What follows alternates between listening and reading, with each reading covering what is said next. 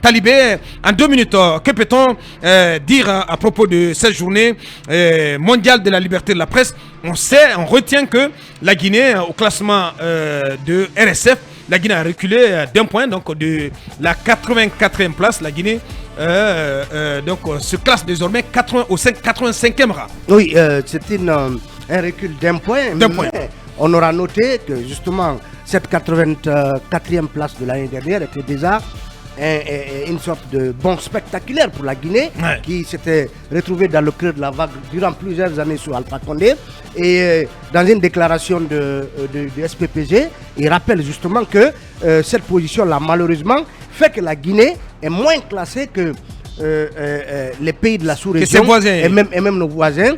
Par exemple, il rappelle que dans la sous-région ouest-africaine, la Gambie est 46e, la Côte d'Ivoire 54e, le Burkina 58e, le Ghana 72e. Et par rapport à nos voisins, le Libéria, la Sierra Leone, la Guinée-Bissau qui occupent respectivement les 66e, 74e et 78e places, pour montrer que nous avons encore une marge de progression qu'on doit absolument exploiter pour faire avancer les indices de la Guinée en termes de liberté d'expression. Respect de liberté d'expression. De liberté d'expression. On a vu la déclaration de la ministre de l'information et de la communication, sur laquelle on va revenir. On en vient à continuer d'évoquer cette journée mondiale de la liberté de la presse.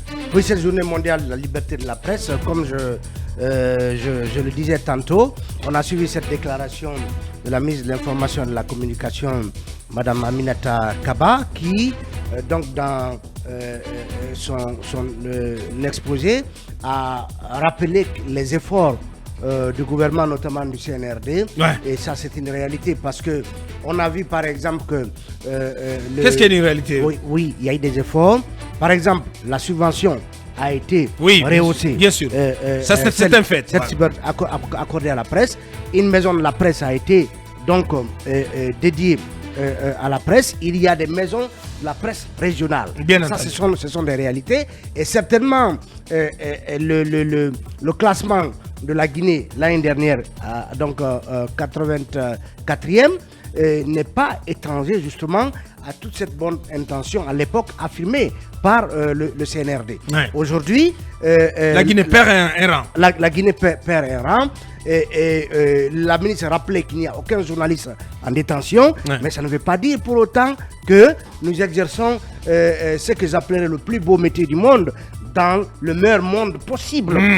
Il y a, on le rappelait dans l'intro, que la presse guinéenne justement est engluée dans des difficultés conjoncturelles, environnementales énormissimes, qui aujourd'hui fait qu'on assiste à un statu quo, en tout cas pour la presse en général, si ce n'est d'ailleurs à un recul en termes de moyens, en termes de développement, et d'épanouissement de cette presse. Et il y a quelques médias, certes, qui caracolent en tête, mais non sans des difficultés. C'est à ces difficultés que nous-mêmes nous sommes confrontés tous les jours. Des difficultés financières, des difficultés matérielles, mais aussi administratives, puisque parfois on regarde votre position. Est-ce que vous êtes tendre avec l'État? Est-ce que vous êtes pour ou est-ce que vous êtes contre? Est-ce que vous êtes contre pour vous donner une simple autorisation pour des relais à l'intérieur du pays? Nous, depuis combien de mois, nous en sommes en tout cas à être confrontés à cette situation. Bien sûr. Où là, je pense que c'est vraiment un cas emblématique, le cas de la radio-film. Je ne parle pas de la télé. La radio qui n'arrive pas à se déployer à l'intérieur du pays.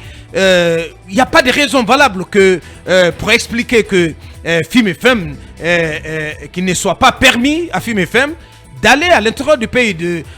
On sait bien que les antennes de l'AB de Kindia et Bokeh doivent être lancées. Les autorisations on attend des autorisations. Monsieur le directeur. Oui, Aboubacar. Voilà, c'est pour illustrer les difficultés d'ordre administratif que tu évoquais tantôt. Ah oui, Aboubacar, on ne veut pas faire le focus sur nous. Mais non, je comprends très bien. Mais une autorisation a été délivrée.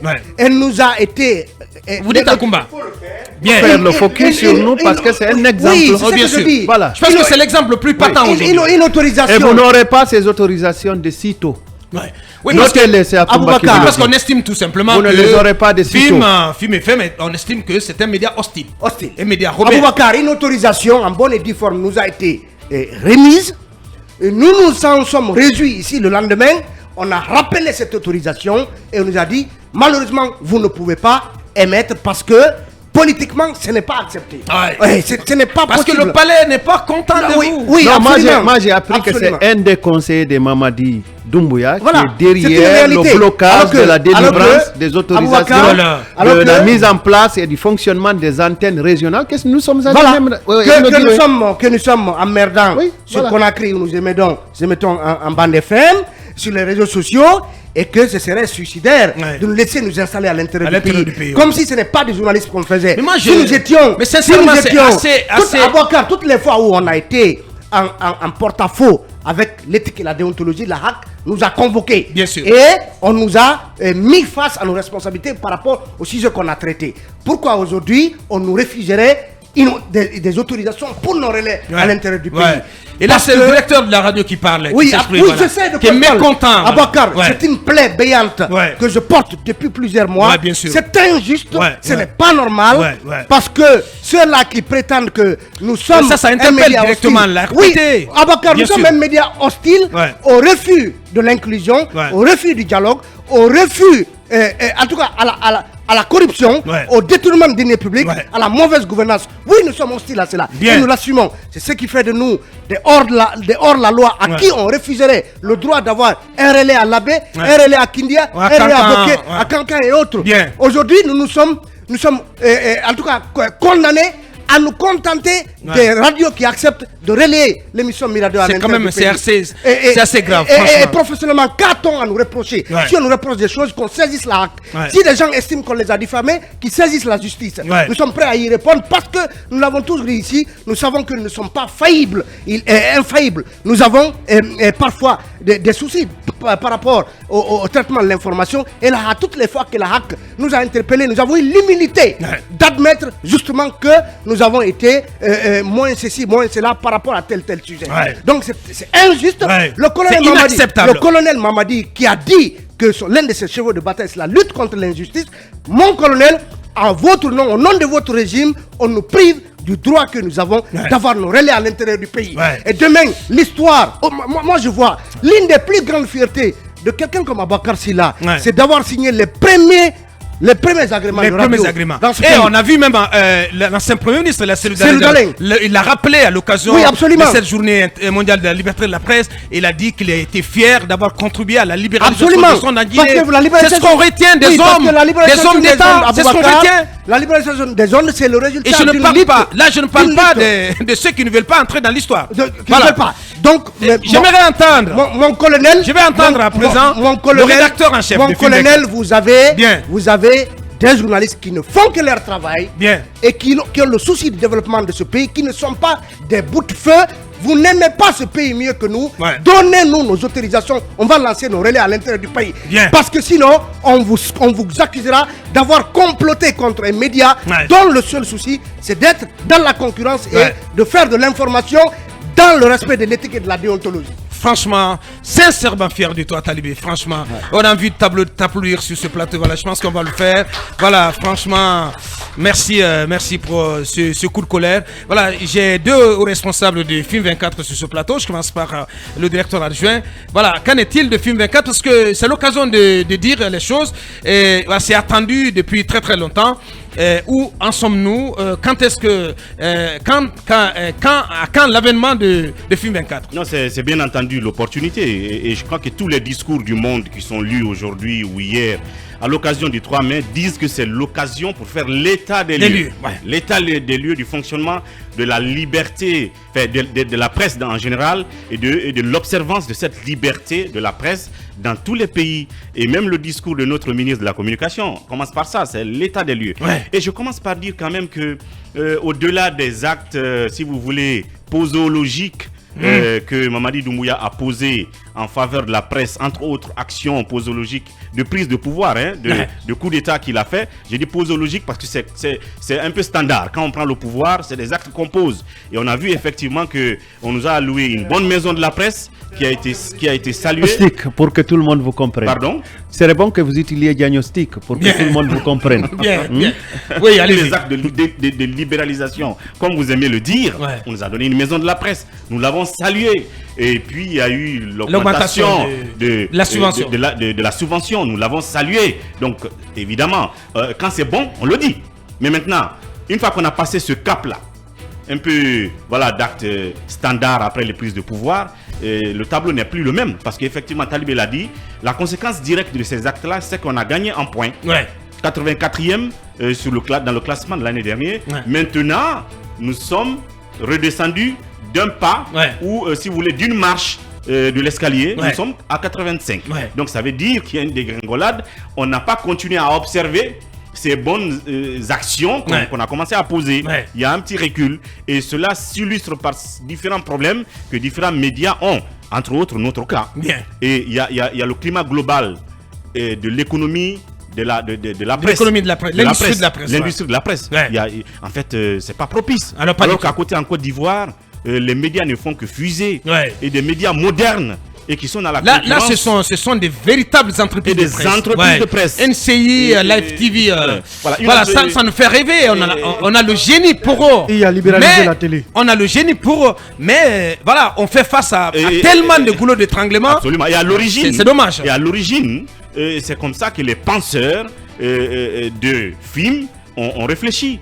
Bâtir un média moderne où des journalistes feraient carrière, tout simplement, où on serait dans les normes en quelque sorte. Toutes les normes ont été pensées, envisagées. Mais bref, face à la triste réalité, il y a des problèmes. Et bon, en parlant de film 24, vous l'avez dit, puisque j'en suis assez modestement le directeur adjoint, notre idéal, c'était que 6 mois après la radio, que la télé suive. Mais malheureusement, il y a eu des blocus. On va parler dans tous les détails. Plus administratifs qu'autres. Enfin, administratifs qu'autres. Des blocus plus administratifs qu'autres. Et aujourd'hui, malheureusement, qui continuent.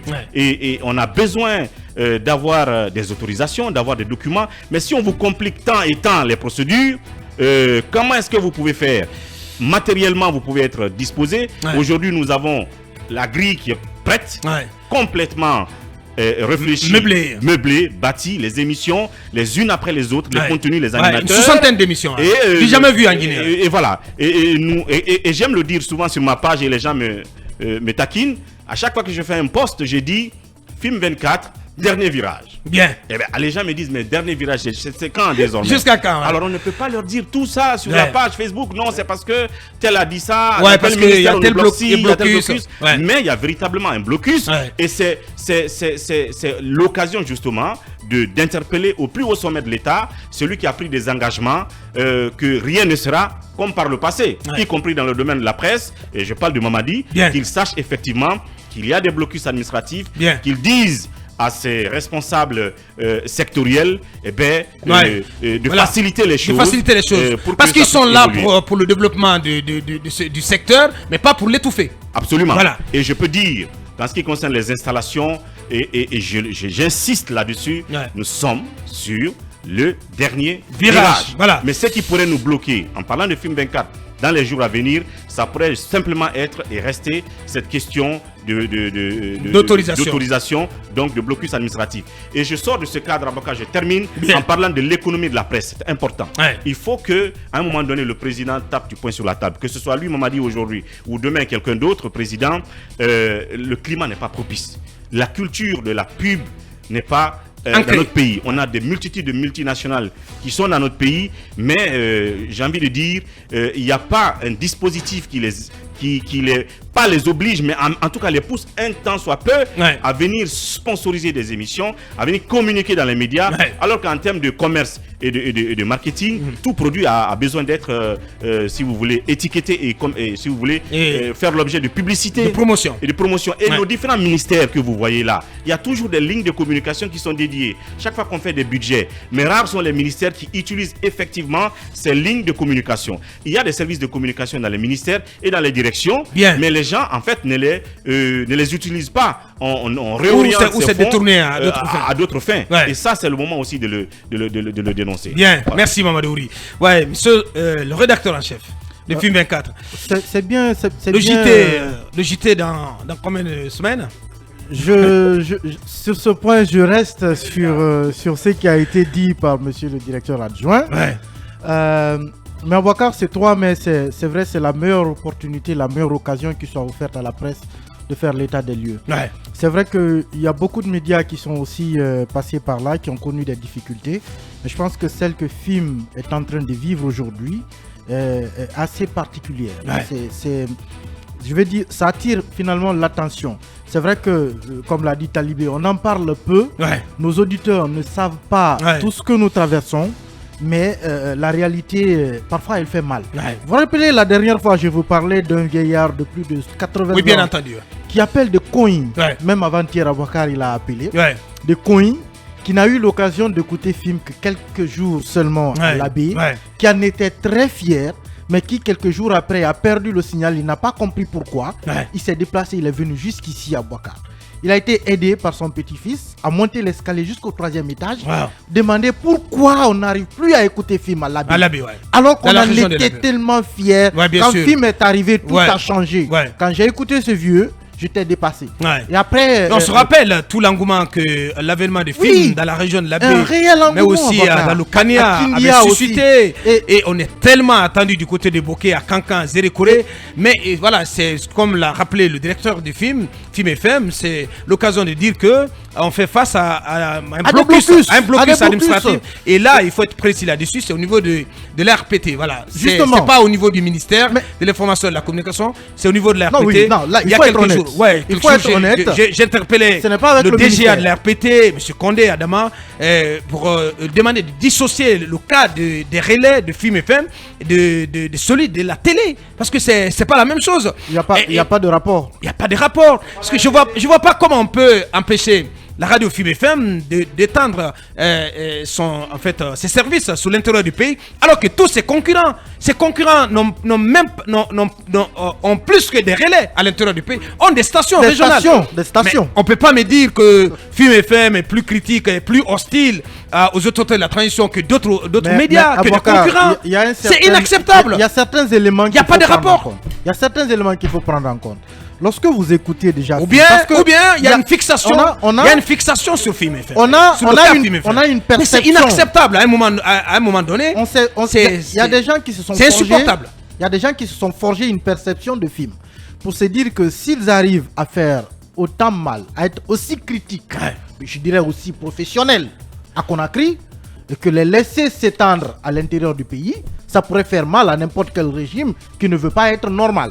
Parce qu'évidemment, ici, on le dit souvent, on a le courage de le dire, film c'est le train qui arrive à l'heure, mais c'est aussi le train qui n'arrive pas à l'heure. Bien sûr. On a le courage d'être au juste milieu, en tout cas ce qui nous semble être le juste milieu. Ouais. Mais comment vous pouvez comprendre qu'on vous donne une autorisation, vous vous déployez, et après on vous rappelle pour dire non, vous devez vous arrêter encore. Ouais, bien sûr. Je pense qu'il faut qu'on dise qu'est-ce qui bloque le déploiement des films à l'intérieur du pays. Ouais. Mais que ce soit clair pour les auditeurs, ce n'est pas film qui a l'incapacité d'aller à l'intérieur du pays. Film est prêt à aller à l'intérieur du pays. Bien sûr. Si on délivre les ailes des films aujourd'hui, demain film sera à l'intérieur du pays. Bien dit. Ça veut dire que c'est administrativement, on empêche cette radio de se déployer et on mélange les choses. C'est un mélange du genre que la RPT est en train de faire et c'est l'occasion de faire le point. Mais je ne serais pas étonné à Bouakar, je le dis, parce que depuis un moment, moi je dis qu'il faut dire la vérité aux auditeurs. Bien entendu. Par rapport au problème que film est en train de connaître. On a l'occasion de le faire aujourd'hui. Il faut dire la vérité aux auditeurs. Tout le coup de sang, qu'on sache. Tout à fait normal. Qu'on sache que film n'a pas de problème pour aller à l'intérieur du pays. Aucun problème pour y aller. Bien. Et que peut-être que l'année prochaine, le classement de la Guinée sera encore plus amer que celui-là. Cette année, on a reculé d'un point. Mais je suis sûr d'une chose. L'année prochaine, on va reculer peut-être Merci, Manu. Parce que ces réalités-là, elles seront finalement mises sur la place publique. Tous les organismes de notation savent qu'il y a des médias qu'on empêche de se déployer à l'intérieur. Et Lincoln avant Akumba, mais comment je ne pouvais pas imaginer un seul instant que ce qu'on est en train de vivre aujourd'hui arriverait à un quelconque média ou entreprise de médias sous cette transition, sincèrement. Après avoir écouté le colonel Mamadi Doumbouya le 5 septembre, tout le monde avait pensé franchement que le monde allait changer et qu'on n'aurait pas été confronté à ce qui arrive maintenant. C'est-à-dire qu'à conditionner l'obtention d'un certain nombre de documents administratifs auxquels vous avez droit, à conditionner cela à peut-être à votre soutien à la cause de la transition. C'est le protocole. Mais c'est ce qu'on vous demande. On vous demande pratiquement de vous agenouiller, de ramper. C'est le protocole de prise de pouvoir. Hein? Autrement, c'est le protocole de prise de pouvoir. C'est décevant. C'est la posologie. Bien. Akumba. Oui, vas-y. Bon, en termes simples. On va y aller jusqu'à 40. Voilà. Excuse-moi, si nous étions ce média que l'on caricature, aujourd'hui, l'ambassadeur de la Grande-Bretagne ne serait pas sur nous. Parce que il ne peut pas venir sur les zones des médias qu'on présente comme... Il y a eu même un acteur qui nous a traités de médias mille collines. Oui, mais... C'est le comble, vous comprenez. Mais caricaturez-nous. Ne nous parlez pas de ce ton. C'est pourquoi vous avez été bien inspiré de faire ce jingle. On a le cul tanné. On résistera. Parce qu'on résiste pour les Guinéens, pour la République, pour l'histoire, pour le bien-être de ce pays. On résistera. On ne courbera pas les chines. On restera professionnel. On parlera de ce qui va, mais on parlera de ce qui ne va pas. L'icône. C'est ça. Un média républicain. La preuve, ils ont la parole chez nous. Les autres aussi ont la parole. Comprenez de quoi je parle. Mais si on était un média Wotanambe, aujourd'hui, on sera même au-delà de la Guinée. Mais puisque nous, ce n'est pas un homme que nous servons, ce n'est pas le palais, c'est la République. C'est le peuple. C'est le peuple. Nous restons ce que nous sommes. Abaka, l'ARPT n'est comme... Permets-moi, je le fais rarement. Oui. Et je crois que dans sa prise de pouvoir, enfin le discours de prise de pouvoir, le colonel l'a dit, il faut que les médias continuent justement à mettre le doigt dans la plaie. Bien sûr. Continuent à dénoncer. Effectivement, c'est ce qu'il avait dit et malheureusement, on le prend mal. C'est un discours qu'ils ont regretté. Non. On prend mal pourtant ce qu'on a voulu, ce qu'on a souhaité et ce qu'on a encouragé lors de la prise du pouvoir. Juste un discours de drague. Mais une fois la main dans la pâte, on est au sommet de l'État, on est hostile.